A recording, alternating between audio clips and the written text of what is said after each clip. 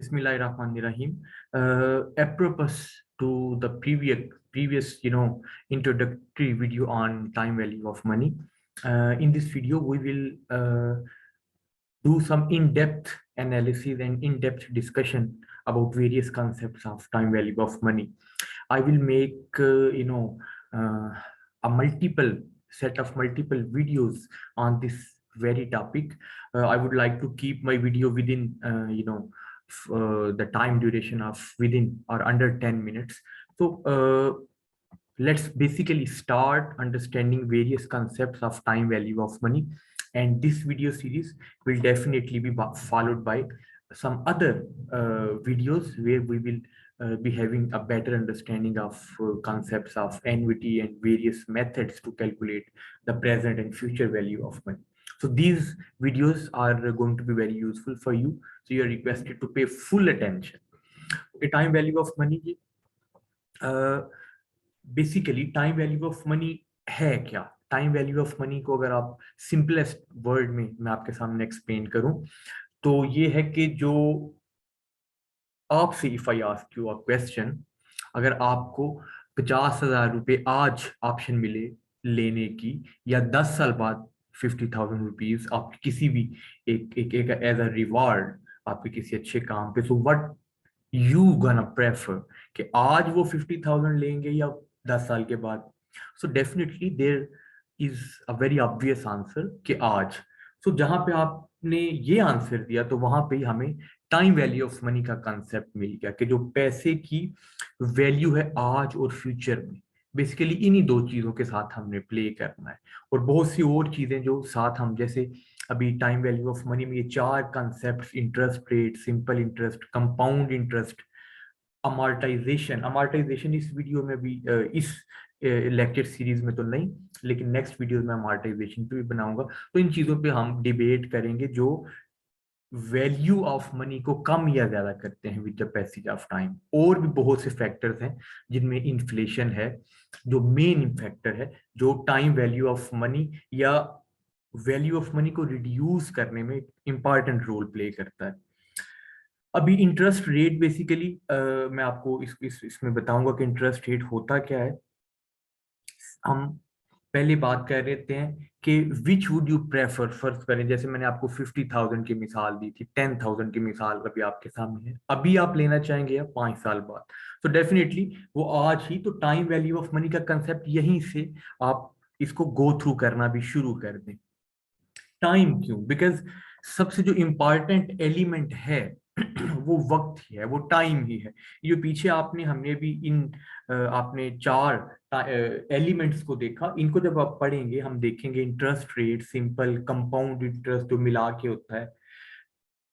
Everything basically depends और is dependent on the time. Time के साथ जो चेंजेस आती हैं पैसे की कदरों कीमत में. फॉर एग्जाम्पल, इसकी अगर मैं आपको एक और मिसाल दूं, 10 साल पहले आप जो 100 रुपए में फर्ज करें 3 बर्गर ले सकते थे 10 साल पहले, या 2 तो एटलीस्ट ले सकते थे.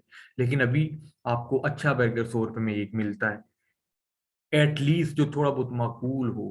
ठीक है, तो 2 की बजाय रिडक्शन हो गई 1 में. तो time value with the passage of time, those 10 years actually have played a vital role. जब हम इंटरेस्ट की डिफरेंट टाइप्स को, इनकी implications को पढ़ेंगे न्यूमेरिकल्स के थ्रू, तो तब आपके माइंड में ये कंसेप्ट मजीद जो है ना वो एनग्रेव होते जाएंगे. अच्छा जी, तो इसको हमने देख लिया कि जो आज वैल्यू है डेफिनेटली फ्यूचर में वो नहीं होती. तो बेसिकली आपके माइंड में प्रेजेंट वैल्यू और फ्यूचर वैल्यू के कॉन्सेप्ट्स बनना शुरू हो जाने चाहिए. Why time? Time is such an important element in your decisions, because everything, आपके रिस्क भी, आपके रिटर्न्स भी, आपकी अपॉर्चुनिटी कॉस्ट भी, ये सारा कुछ डिपेंड कर रहा होता है. इंटरेस्ट रेट भी, इन्फ्लेशन भी, गवर्नमेंट की पॉलिसीज भी, इन्वायरमेंटल फैक्टर्स भी, जो वक्त के साथ चेंज हो रहे होते हैं. और time is the crucial element कि प्रेजेंट वैल्यू, फ्यूचर वैल्यू को काउंट करने में. तो टाइम वैल्यू ऑफ मनी में एक तो मॉनेटरी ट्रांजैक्शन, पैसा, और दूसरा time. These two are the most important factor for making any decision. जैसे सिंपल इंटरेस्ट को हम अभी इस वीडियो को मैं यहीं तक ही रखूंगा, may be it is getting longer. Any how, simple interest क्या है कि इंटरेस्ट पेड या अर्न, इंटरेस्ट देना या लेना ऑन ओरिजिनल या प्रिंसिपल अमाउंट के ऊपर। ठीक है जी, वो इंटरेस्ट सिंपल इंटरेस्ट है कि जो इंटरेस्ट पेड है या रिसीव्ड है only on the original amount और the principal borrowed, lent amount जो आपने बारो की गई। ठीक है जी, जैसे वो कहता है with simple interest you don't earn interest on interest, एक प्रिंसिपल अमाउंट के ऊपर जो इंटरेस्ट हो गया, चाहे आप ले रहे हैं चाहे आप दे रहे हैं, तो वही। फॉर एग्जाम्पल मुझे बैंक कहता है कि मेरे पास आप 10,000 रुपीज आज जमा करवाएं या $100 जमा करवाएं, मैं आपको इसी मिसाल में ताकि इजी रहे, $100 जमा करवाएं, मैं आपको एक साल में उसका 5% इंटरेस्ट दूंगा। तो द इम्पॉर्टेंट थिंग इज कि पहले आप 1,000 का 5% निकालें, how much it will be. तो definitely we know that 5% of 100 is 5। So जो पहले साल में उसका इंटरेस्ट बनेगा, आप देखें 105, ये कैसे बन रहा है जी? So basically in simple interest जो प्रिंसिपल अमाउंट है वो 100 है, 5% उसका बन गया 5।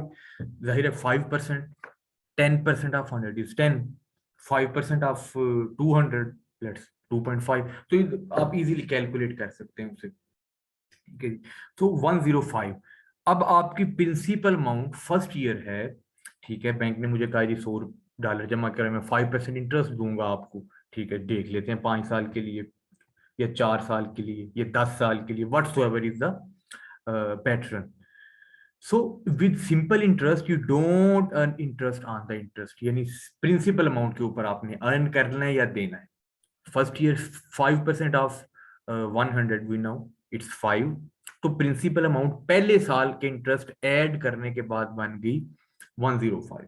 यानी अब प्रेजेंट वैल्यू हमारी, अगर आपको इन इन अदर वर्ड्स कहूं, तो फ्यूचर वैल्यू जब ऐड होगी 5% जो 5 थी इंटरेस्ट की, तो 105 प्रेजेंट वैल्यू। साल 2 में 5% इंटरेस्ट हमने प्रिंसिपल के ऊपर ही लेना है, वो 100 के ऊपर ही, और हमें पता है ₹5 या $5 होगी।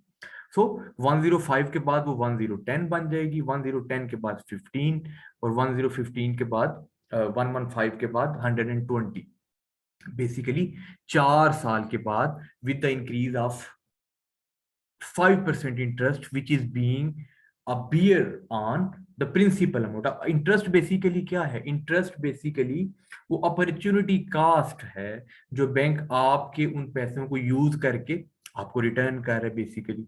सो या आपके लिए अपॉर्चुनिटी कास्ट किस तरह से है इंटरेस्ट? ये इस तरह से है कि उस पैसों की, वो जो आपने बैंक में रखे 4 5 10 साल के लिए, उनके ऊपर आप इन्वेस्टमेंट करके कुछ अर्निंग कर सकते थे। सो बेसिकली प्रेजेंट और फ्यूचर वैल्यू ऑफ मनी को कॉन्सेप्ट में रखना होता है कि अगर आप बैंक से इंटरेस्ट लेना चाह रहे हैं तो आप अपॉर्चुनिटी कास्ट दे रहे हैं एक, किसकी? उस इन्वेस्टमेंट की जो आप उन पैसों से कर सकते थे। So any how, in the coming videos मैं 1 बाय 1 मजीद डिटेल के साथ इन चीजों को आपसे शेयर करूंगा। So let me and this video here. I hope this will be helpful for you. Thank you.